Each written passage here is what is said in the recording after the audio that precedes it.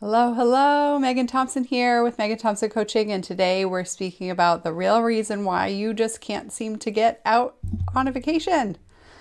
So, if you're parenting a highly sensitive child or teenager and you are stuck feeling like you can't leave them due to their anxiety, the frustration, the meltdowns, or the isolation, the self-isolation, their refusal to leave, their disinterest in wanting to go with you or wanting to let you go, then be sure to tune in because we're talking about that today. We're talking about how to break out of this cycle, why your kid is actually stuck compared to what we usually hear in this space. So again, Megan Thompson with Megan Thompson Coaching, we help parents of highly sensitive kids and teens eliminate that meltdown shutdown cycle in as little as 8 weeks. And today we're going to talk about how to break out of that pattern when you really need a break, right?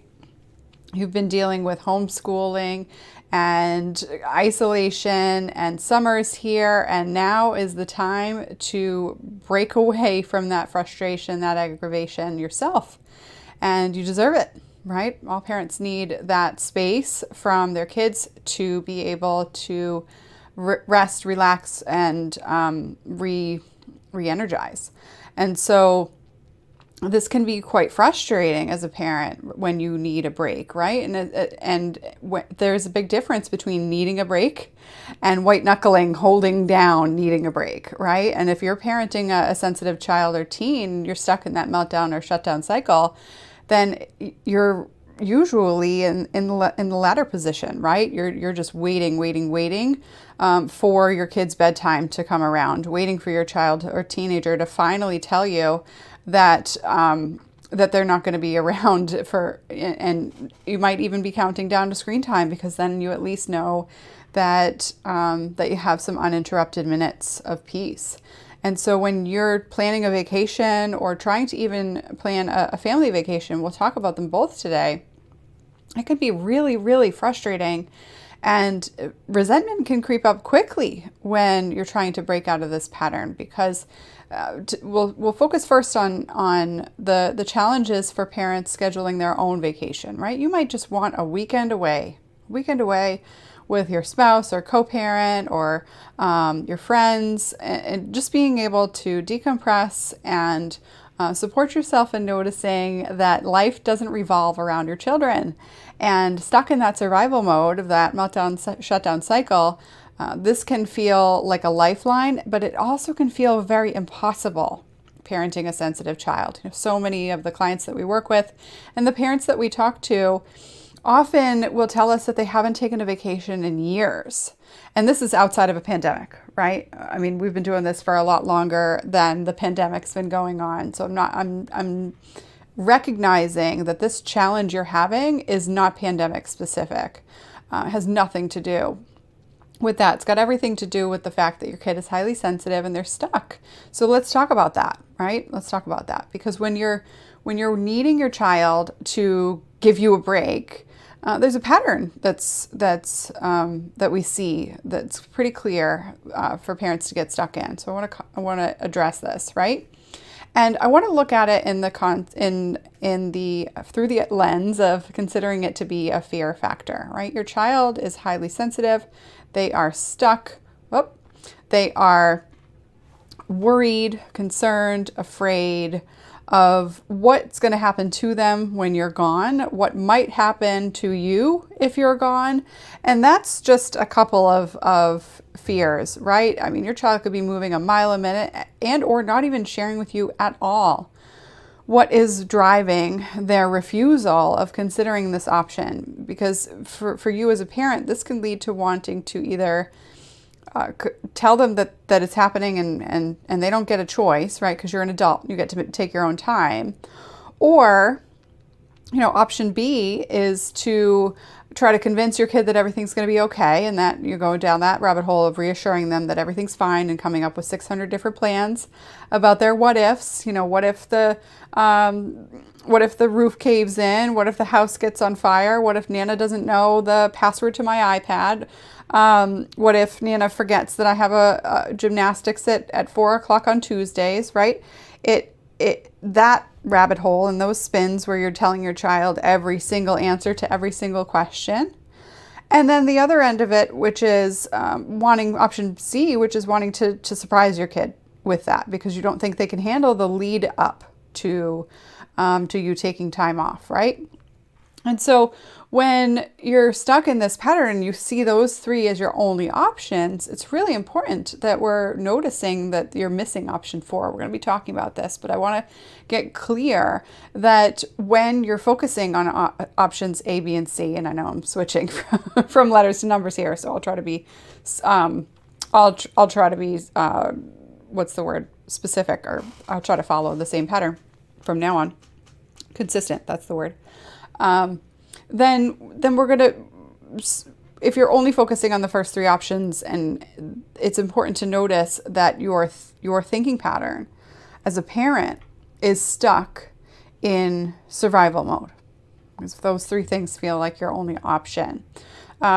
Because the ideal option, right, option 4 or D, depending on what list I decide to make it, is that your child handles it. That your child hears the news, manages their emotions, and ends up on the other side of it okay and ready for you to go on vacation, right? But if that's not even a possibility in your wheelhouse because you've never seen this before from your child, then you are considering the first 3 options, right? So when you're frustrated and you're stuck and you're trying to move out of thinking that your child is the one who gets to dictate your plans and your schedules and whether or not you guys go on vacation, you end up also considering the what ifs around what it will be like for you to go on vacation, right? So you're skipping over option 4. You're moving to option 5, which is all the reasons why you shouldn't go in the first place, right? And so this might be familiar for you, and let us know if this is true. You might be focused on the fact that last time you took a vacation, you couldn't actually relax, right? It might have been that your child wanted to talk to you every hour. Might be that even right now, if this is the first vacation you've taken, say your kid's 5, you've got some young children, you decided not to take time away from them prior to their, in this early age, and then the virus hit and that kind of just extended your plans. So now you're at this position where they've never been left alone for a long period of time, and not alone, you know what I mean, cared for by another human other than you as their parent. And so you're fearful of that experience, right? You might be worried what will happen, and you might be moving through that fear by trying to plan set particular times that you'll talk, and your child might want to talk to you all day long. And this might have been true if you've taken a vacation. So those of you who are veteran parents who've tried this tried this before, you might be able to recall the last vacation you took if your child has been stuck in this meltdown cycle for quite some time, right? Your child calling you every mealtime, or every couple of hours, or anytime their sibling had held the remote, right? Or anytime that Nana didn't remember what the rules were in the house, right? She can't keep track of everything and isn't expected to read minds. And so when your child is reaching out to you at every given challenge when you're on vacation, that can lead to a lot of disappointment from you on your end, right? Because you feel like you can't catch a break. So then looking into that in the future, it just feels like it's a moot point. You might as well not even go, right? Because when you're considering that being a vacation, it basically is like what it's like when they're at school, right? They're calling you from the nurse's office, etc. What is that? That's everyday life. And so that's one scenario, option 5 in terms of not being able to go at all, and coming up with all the reasons why you shouldn't go, why your child's not ready. And then the other half of that is noticing the aftermath, right? The return home. Your child spent the whole time wondering and wishing, might have even been, an overnight party for your work or your spouse's work, right? Or a wedding that was just a little too far to drive and come back, right? And so you might not have even been gone long. And the second you come home, your child is meltdown city, or just completely irritable because now the screen time party ended, right? If you've got a relative caring for your child, and they have a different skill set or different priorities, or just looking to give your kid a vacation themselves, and they see that as a vacation, right? They're out of their routine, whatever. And when this happens, the aftermath can prevent you from living your life. We see this happen in the meltdown cycle, the shutdown cycle for parents of sensitive kids and teens throughout the lifespan. This is not just a 4-year-old problem, right? This is children who are 6, 7, 8, 9, 10, 14, dealing with these same challenges where you're worried the whole time you're on vacation, or you're dreading coming back home, which ruins vacation in a different way, right? So the real question that you need to be asking, right, is not how do I get my kid to accept the fact that I'm going on vacation, right? Or how do I get my kid to let me go? Or how do I go myself, right? How do I deal with my own guilt and fear and worry about going? The real question is, how do I help my child deal with any challenge? That's the question you need to be asking, because this is a pervasive problem if you're stuck in the meltdown cycle. Your child's refusal to have you leave or to have a disruption in their routine is a symptom of the bigger problem that is related to the whole meltdown cycle. And so when you're only focusing on the one piece of that puzzle, you'll continue to fuel a whack-a-mole experience for you and for your family. And when you're stuck in that whack-a-mole, right, you might be thinking that there's a certain magic solution to being able to get your kid to be okay going on vacation, right? So that might be, with you going on vacation, that might be that you're, you are going to negotiate that you call them every meal period, right? It might be that you negotiate that they can call you all the time, at any time, and you know your kid, and when you're doing that for your particular child, some of you know exactly what I'm talking about. You realize that you're telling them that, and you know they're totally going to be calling you all the time, right? This isn't a child that you're saying, hey, you can call me anytime, and you know they'll be able to manage that boundary and use reason and feel safe and secure, and you're leaving, and maybe they call you once a day, or if a big thing happened and they're super sad, right? I'm speaking to you as a parent. If you are telling your child they can call you anytime you want, and you're secretly sucking those words back into your mouth, because you know if you give your child that permission, your child is going to need it and want it and use it extensively, right? So there's a regret in being able to say that. There's what is that, like Liar Liar, where he's like, the pen is blue, right? You're just like, I can't not say this thing, even though I really want to not give my kid carte blanche contact when I'm on vacation, right? And so the resentment can start before you even go. The worry, the fear that your child can't handle it. And so when you're focused on just how do I get my kid to be okay with me leaving on vacation, the missed piece is noticing that your child is uncomfortable with a ton of different emotions, right? There's a myriad of experiences and emotions and challenges that your child doesn't demonstrate the skill of being able to manage big feelings, acknowledge reality, right? In this case, the fact is you're going on vacation. That's reality. It's happening.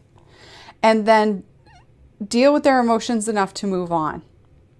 We were just celebrating one of our clients on our call today, who was celebrating that exact thing. She was able to notice that her child was experiencing an emotion. Siblings were having an argument. She wasn't getting the thing that she wanted, her sensitive child. And then when mom encouraged the sibling to ask for her needs to be met, right? Then the sensitive child was able to notice that she needed to accept reality, right? And the only way your highly sensitive child is going to be able to accept reality is if she can regulate her emotions. And that is a multifaceted, multi-pronged approach is required to be able to do that. You need to be able to support your children in regulating their emotions. That is not just a coping skill you can teach. Yeah, she knows how to take deep breaths. Doesn't use it though, but she definitely knows. So, I don't know what you're talking about, Megan. My kid knows how to do that, right?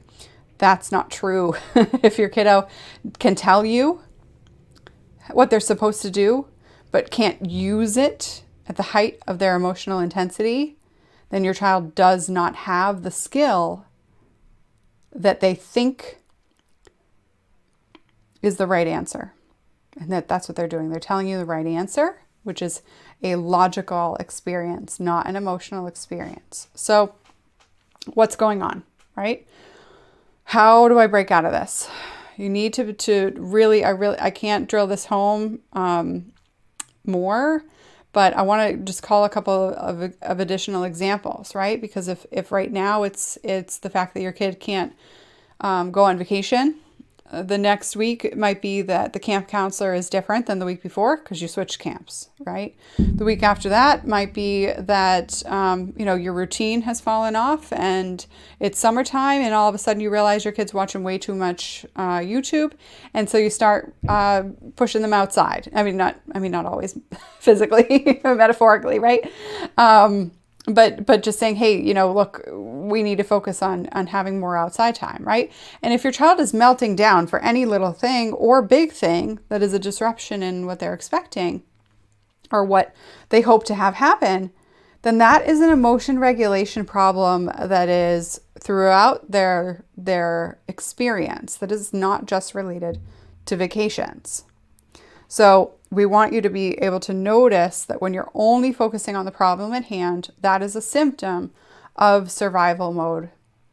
And it's very easy to be in survival mode. So there's no judgment here in this conversation. We see so many parents stuck in this experience because you've been dealing with meltdowns on a daily basis or multiple times a day basis for 6 months to a year to multiple years. I mean, some children have that we've worked with or we speak to, you guys have been dealing with this. Your kid came out of the womb screaming and their nervous system was never able to slow down and calm down.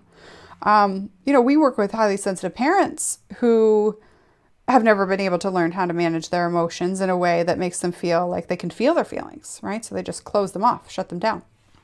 So, that's part of the problem, right?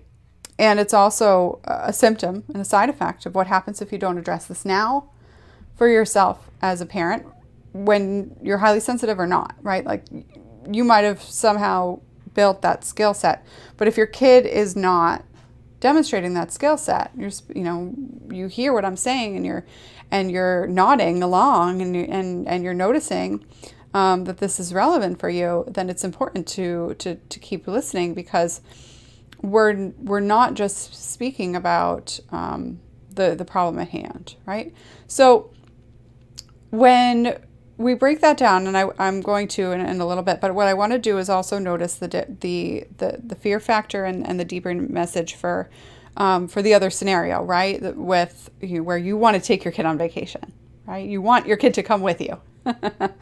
I joke about this with my clients because I had a client years ago say, it's a trip if I take my kids, it's a vacation if I go with my spouse. But, you can come up with your own definition of what a vacation and what a trip is, but hopefully you follow what I'm getting at, right? You follow the sense that if you want to leave your house and go someplace fun and stay overnight, right? That's our definition of a vacation right now. And if you want to bring your kid, that's awesome. Great. Do it. And how? right? That's the question you're asking now. And if your child is stuck in not knowing how things will go, saying that they don't want to go, saying that that they can't, they won't go if they can't do X, Y, Z, right? Or telling you that they need to know exactly everything that's going to happen in particular order, and are not willing or able to tolerate what their sibling wants to do on this trip, or what dad wants to do on this trip, or what mom wants to do on this trip, has to go this certain way and I must go this place, right? Then you can quickly start jumping to the conclusion that your kid's a spoiled brat, right? Jumping to that, or jumping to the fact that your kid's not ready to handle it.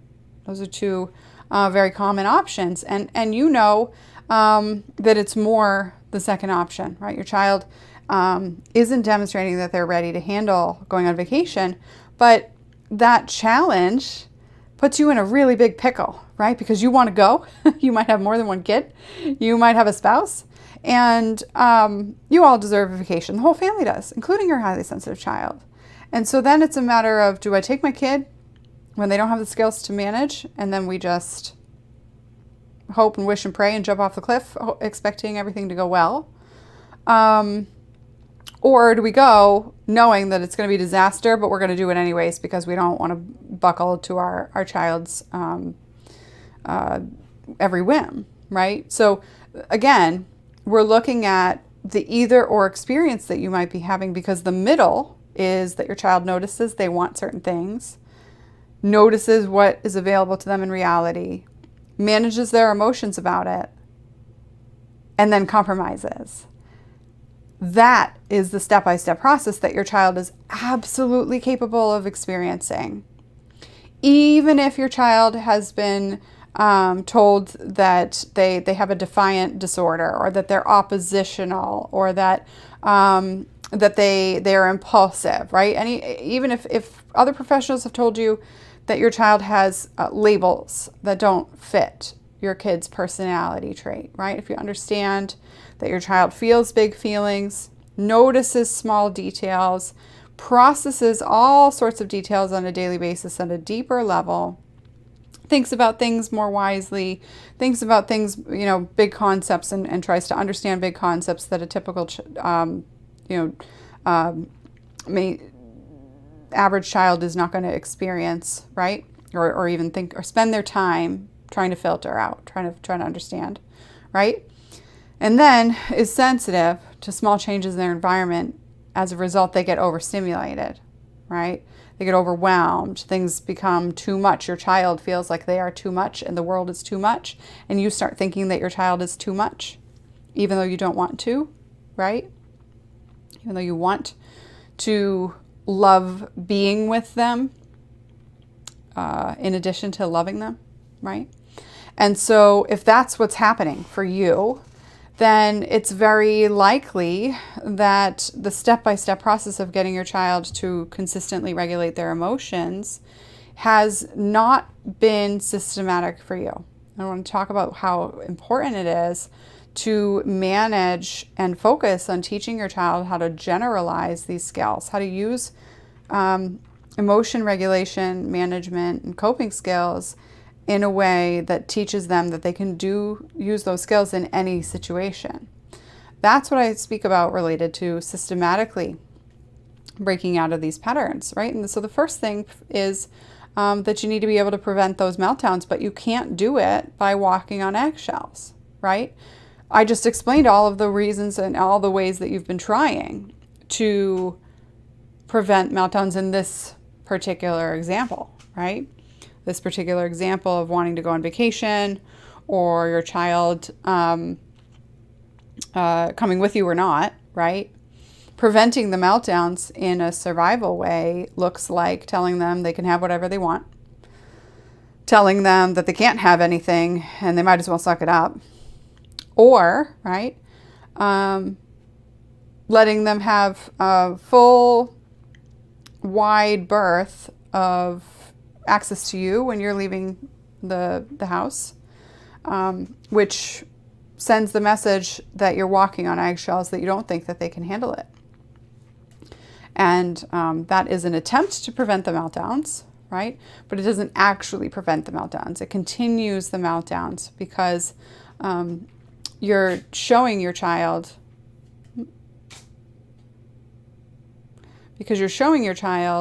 that that they can't handle change, frustration, aggravation, new experiences unless they get what they want, deny their emotions, or have continuous and constant access to you.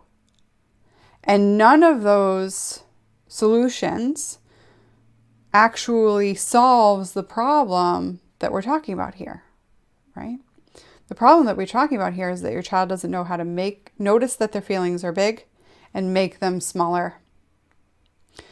It's really, really important as a parent of a sensitive child or teen that you notice that your child is going to feel big feelings, but that does not mean that their big feelings have to be overwhelming or have to be extreme, intense, or lead to big behaviors. So you can experience a big emotion. That emotion can feel powerful, but intensity sounds like, cursing, hitting, kicking, anything that's going to land your kid in trouble if they were doing this as an adult, right? Like in trouble with the law or in a hospital. If it exacerbates or escalates even more, right? So it's on the cusp.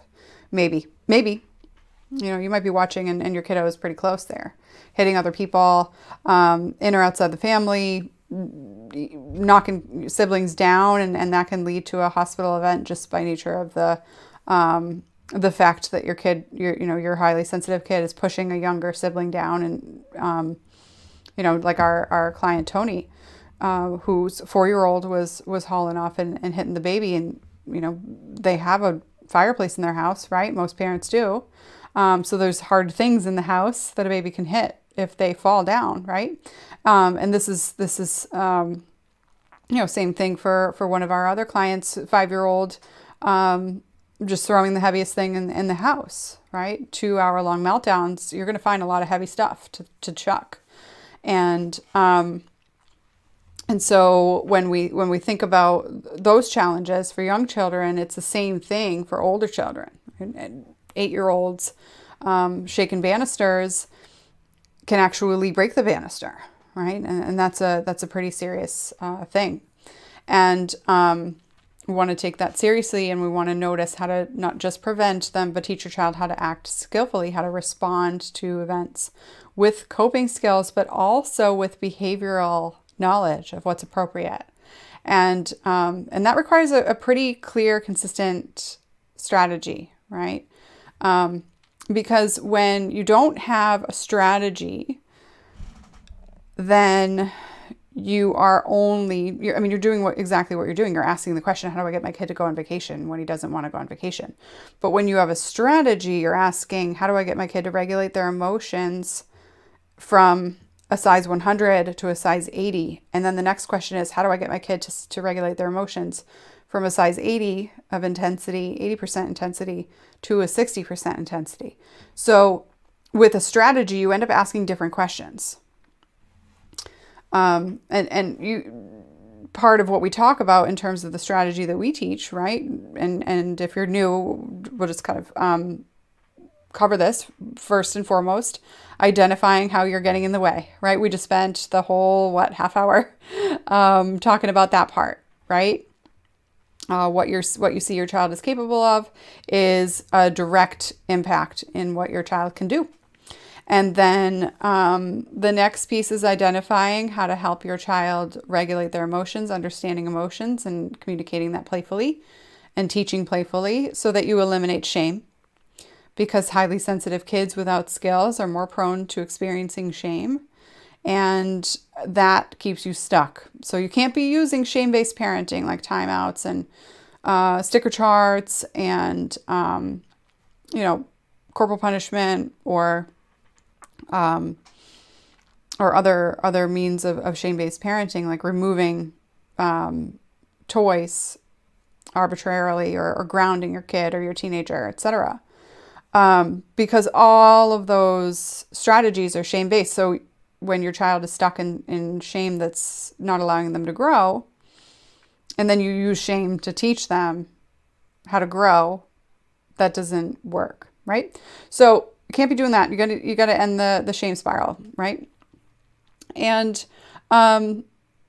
you need accountability. And that's the next piece, right? You need support in seeing how you're staying in that survival mode that we just spent quite some time talking about today. But you also need the support to notice, if you're walking through a maze of parenting a highly sensitive kid, you might see through that maze that there are a couple of paths to lead to where you want to go, but then there's a dead end later on, right? And so you can have a map, right? You can go get a book. You can listen to podcasts from sensitive people who are now adults, who can, in hindsight, give advice, right? You can listen to what we teach here, right? And just hear what we have to say and digest that and take it in. But what is missing in just doing that is accountability. Because when you have a map, but you don't have the energy to walk through the maze, then the map is just a pretty piece of paper. And you didn't become a parent just to hang something pretty on your wall. You became a parent to experience the destination of feeling calm, cool, collected, and connected to your child, who is also calm, cool, and collected. Because the experience in your relationship and watching them in their behavior isn't the only thing that you want to experience in life as a parent, right? You want to go do things like go on vacation, go to the beach. I'm trying to think of what else a vacation would be. That's my only vision of a vacation, is a beach. So I don't know, go to museums, travel, take hikes, go camping, go to a lake, right? Visit cities, travel through Europe when that's available to us again. So all sorts of options, right? You want to be able to do and experience and be with your child. Be in awe of your child. Be calm with your child. Be curious with your child. And enjoy with your child and enjoy your child in that moment, right? So many of the parents that we talk to say, look, Megan, I love my kid, but I don't enjoy being with them. And that's why some of them want a vacation, right? That might be why you want a vacation. And if that's the case, then you need somebody who can walk through the maze with you and show you which routes not to take, because when you get to that dead end, you get tired, right? My kid was 18 months when I went through my first corn maze. I'm sure she was 18 months. She was walking, pointing at things. Yeah. Oh no, 15 months, who cares? But now that I'm thinking chronologically in my brain, the fact that her birthday's in July and that was a fall activity. But, we walked through this corn maze, and we did the toddler one, which is basically just a U-turn, right? And then my husband and I are walking through the one that's legit. We've got an 18-month-old with us, and she's toddling, and then all of a sudden she's like, nope, carry me, right? And the corn maze, those corn mazes, if you're claustrophobic, no, 10 out of 10 do not recommend, right? I'm not a person who likes to know, who doesn't like to know where the destination is. I didn't even know where we were going to end up at this farm, right? And those corn mazes, some of that is understanding the journey, right? The other half of that is being able to be okay with the fact that this might take a while. And then being able to deal with the fact that you might be going, taking the lefts and Instead, you need right? You need to take a right. And so for me, we ended up cutting through the corn maze. There was like an app, we pulled it up and we were like, this is how long we need to walk for this and figure it out. No. I'm going to take the short way out. And we broke the rules and walked through the corn. Because when you don't know where you're going, right, you have a vision of where you're going, but you can't see where you're going. And you end up taking enough left turns.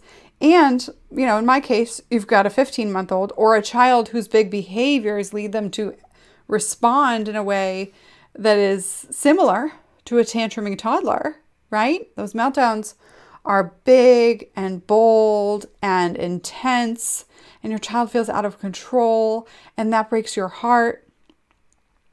Or they shut down, and it's knock, knock, knock, who's there? Come on, let's go. We're trying to get out of this corn maze, right? So when you have the map, you know how to go, you know how to get out. But without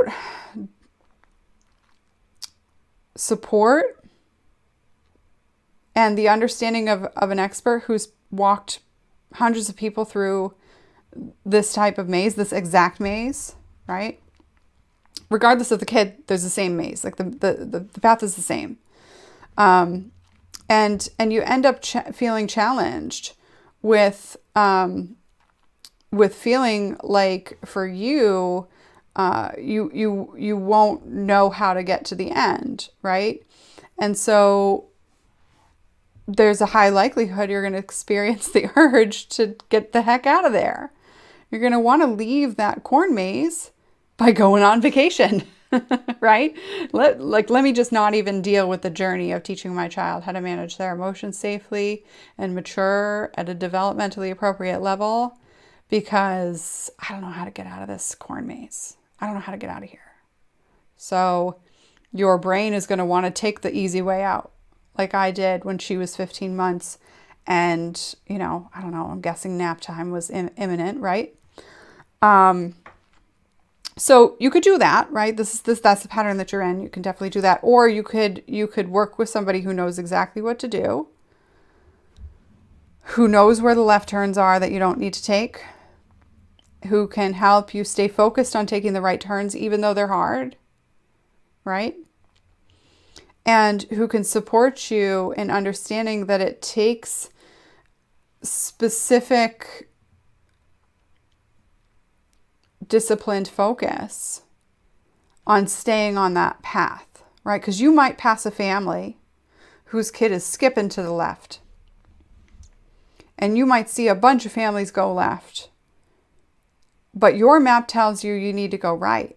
And if you don't have help staying on that path, it can be really easy to second guess whether or not what you're doing is going to work. And what you're doing is what your child needs. And so that's the power of being able to have support, accountability, and mentorship in that journey. And that is part of the strategy. Parents of highly sensitive kids stuck in survival mode, like you, can feel very lost quickly and continuously. Especially if you don't want to use traditional parenting, but you just don't know how to stay consistent on that plan, right? So if that's the case and you're ready to make it all the way out of the cornfield in a way that's systematic, feels supportive for you, you have got somebody in your corner cheering you on, showing you the way, and handing you a water bottle when it gets too hot, right? Then I encourage you to book a call with our team, because we've got the system and the collective team of experts who serves your particular family, and we walk with you hand in hand the whole way. And that allows you to show up as the parent that you want to show up as, to maintain your effort to do the work that you know your child needs you to do, so that they do the work that they need to do to regulate their big emotions. So their big emotions don't feel like something that they need to escape, run away from, or forget, or deny. If that's what you want, right? If that's what you want, then I encourage you to book a call. because that's the only way that we're going to know if we can help you. You got to get on the phone with me or one of my coaches who our team is equipped to identify how you're stuck, where you're stuck, and what's going to help you get out of that. That might be with us, might not. We won't know that until we have a conversation, because you have a unique situation and we have a really effective system, but we got to make sure that those two things are a match, right? So that obviously requires a conversation, so we know that we're a fit.